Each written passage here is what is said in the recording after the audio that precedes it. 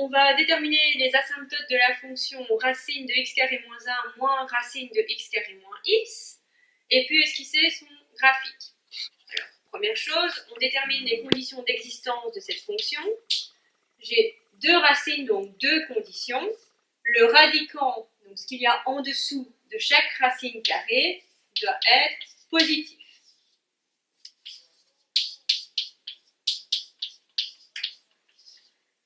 J'ai deux deuxièmes degrés avec deux inéquations, donc je vais en faire deux tableaux de signes.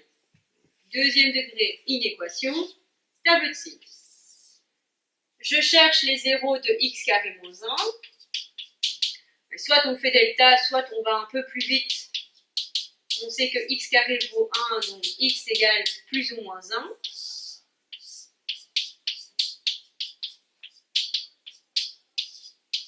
Signe de x carré partout sauf entre les zéros, donc plus partout sauf entre les deux zéros.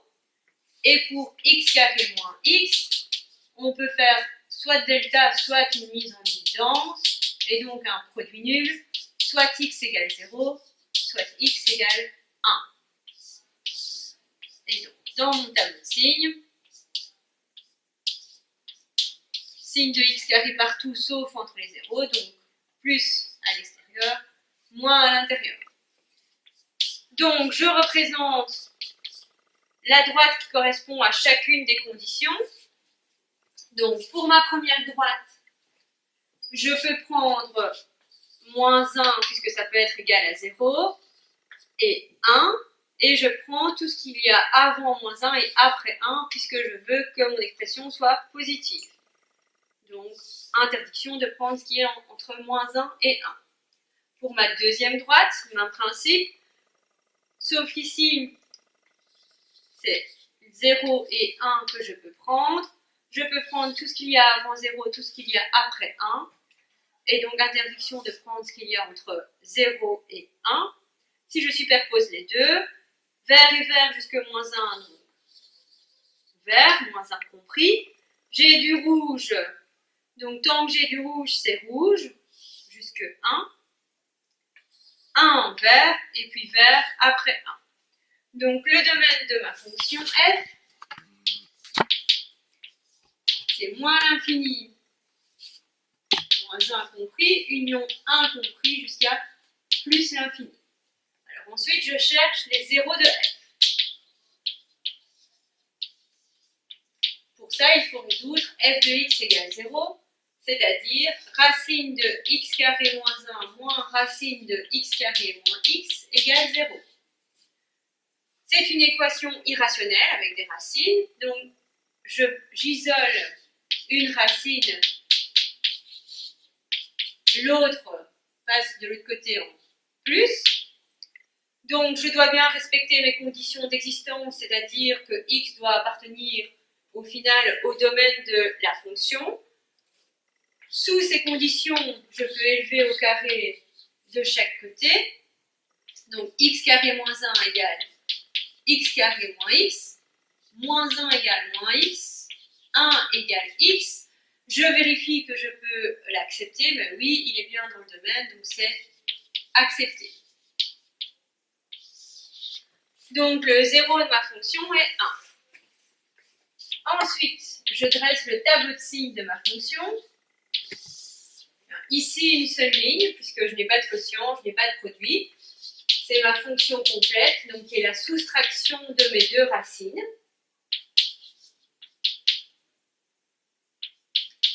Je note les nombres que j'ai trouvés dans mon domaine, ainsi que mon 0, donc moins 1 et 1. En 1, ça vaut 0, puisque c'est mon 0. Entre les deux, ça n'existe pas à cause de mon domaine. Et puis pour trouver le signe, ben ici, je n'ai pas de règle de signe, donc il faut que je remplace par des nombres. Bien, je vais remplacer par moins 1. Si je remplace par moins 1, racine de moins 1 au carré moins 1, moins racine de moins 1 au carré moins 1.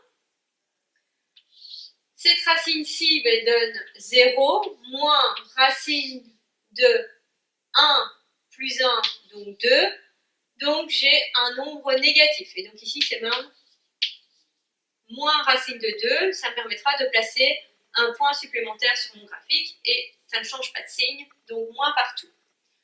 Après 1, je vais remplacer par exemple par 2. Donc racine de 2 au carré moins 1, moins racine de 2 au carré moins 2. Racine de 4 moins 1, donc racine de 3, moins racine de 4 moins 2, racine de 2. Racine de 3 moins racine de 2, c'est un nombre positif, donc plus partout.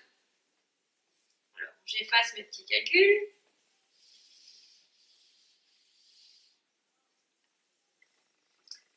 Je cherche maintenant les équations de mes asymptotes. Mes asymptotes verticales pour commencer. Bien, je n'ai pas de points au bord du domaine qui n'appartiennent pas au domaine, donc pas de points rejetés, donc pas d'asymptote verticale. Je cherche mes asymptotes horizontales. Donc limite pour x tendant vers plus ou moins l'infini de ma fonction. Je vais garder mes plus hautes puissances dans chacune des racines. Donc j'obtiens racine de x carré moins racine de x carré. Si je remplace par plus l'infini, ça fait racine de plus l'infini au carré moins racine de plus l'infini au carré. Plus l'infini au carré plus l'infini. Racine de plus l'infini plus l'infini. Donc même chose pour l'autre puisque c'est la même racine. Donc j'obtiens plus l'infini moins l'infini. Et ça, c'est un cas indéterminé. Pour moins l'infini, racine de moins l'infini au carré moins racine de moins l'infini au carré, moins l'infini au carré plus l'infini, racine de plus l'infini plus l'infini. Je vais obtenir la même chose pour l'autre avec un moins devant, donc moins l'infini. Donc à nouveau, un cas indéterminé. Alors, comment enlever ce cas indéterminé quand on a une soustraction de racines? Mais on doit multiplier par le binôme conjugué. Mais attention, le binôme conjugué de la forme de départ, c'est-à-dire racine de x carré moins 1 moins racine de x carré moins x. Donc le binôme conjugué, c'est racine de x carré moins 1 avec le signe contraire, donc plus racine de x carré moins x. A, c'est ma première racine, moins b, c'est ma deuxième racine, fois a plus b. J'ai multiplié au-dessus, donc pour garder la même expression, je multiplie aussi en dessous par racine de x carré moins 1 plus racine de x carré moins x. J'applique mon produit remarquable au numérateur. A moins b fois a plus b, c'est a carré, donc ma première racine au carré, moins b carré, donc ma deuxième racine au carré, sur ma somme de racines au dénominateur.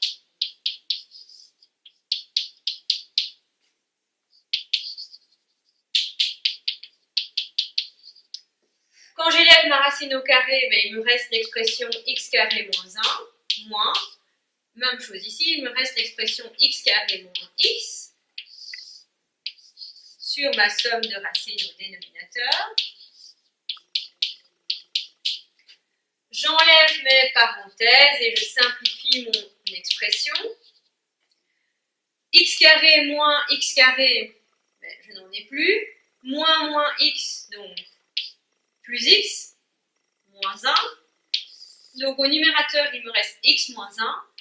Et au dénominateur, il me reste x carré moins 1, racine de x carré moins 1, plus racine de x carré moins x. Je suis en plus ou moins l'infini. Je garde donc mes plus hautes puissances. Donc x au numérateur, racine de x carré plus racine de x carré au dénominateur. je vérifie avant de simplifier que je ne suis plus dans un cas l'infini moins l'infini. Si je remplace par plus l'infini, j'ai plus l'infini sur racine de plus l'infini au carré, plus l'infini, plus racine de plus l'infini au carré, donc plus l'infini. Donc, je ne suis plus dans un cas l'infini moins l'infini, mais dans un cas l'infini sur l'infini. Je vais donc pouvoir sans problème simplifier mes racines. Si je remplace par moins l'infini, j'ai moins l'infini sur racine de moins l'infini au carré, donc plus l'infini. Même chose, plus l'infini. Donc moins l'infini sur plus l'infini. J'ai donc éliminé mon cas l'infini moins l'infini et je peux travailler dans les deux cas sur la simplification de mes racines carrées.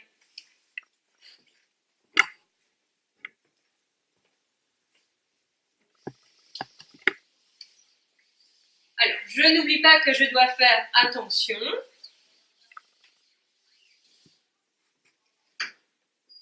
Puisque racine de x carré vaut x si x est positif, moins x si x est négatif.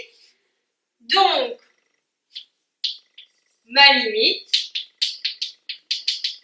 qui vaut x sur 2 racines de x carré, puisque je peux additionner mes racines, va se séparer en deux, donc une partie en plus l'infini, où racine de x carré devient x puisqu'on est du côté positif.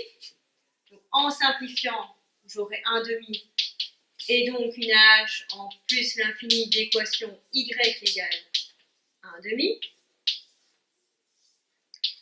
Et en moins l'infini, racine de x carré devient moins x, puisque je suis du côté négatif, et donc j'obtiens moins 1/2. Donc une h du côté de moins l'infini d'équation y égale moins 1/2.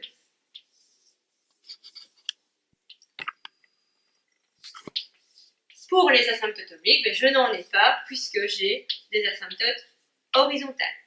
Donc il me reste à représenter le graphique.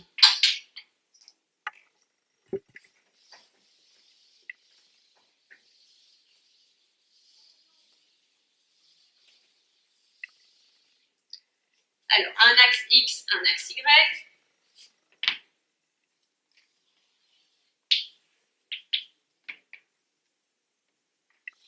L'unité sur chacun des axes. Les asymptotes, donc ici je n'ai que des asymptotes horizontales. Du côté de plus l'infini en 1/2, Y vaut 1/2, donc uniquement du côté de plus l'infini. Du côté de moins l'infini en moins 1/2, donc du côté de moins l'infini.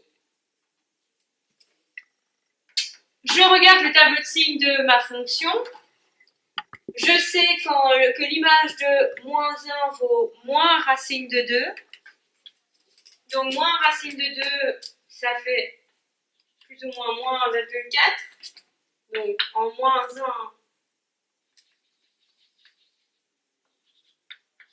moins racine de 2. Et je sais que je reste négative tout le temps et que je dois me rapprocher de mon asymptote horizontale. Donc, mon graphique fait quelque chose comme ceci. Après 1, mais en 1 ça vaut 0, et puis mon graphique est toujours positif, je dois me rapprocher de mon asymptote horizontal du côté de plus l'infini. Donc j'ai un morceau comme ceci. Et entre moins 1 et 1, vu mon domaine, ça n'existe pas, donc aucun graphique.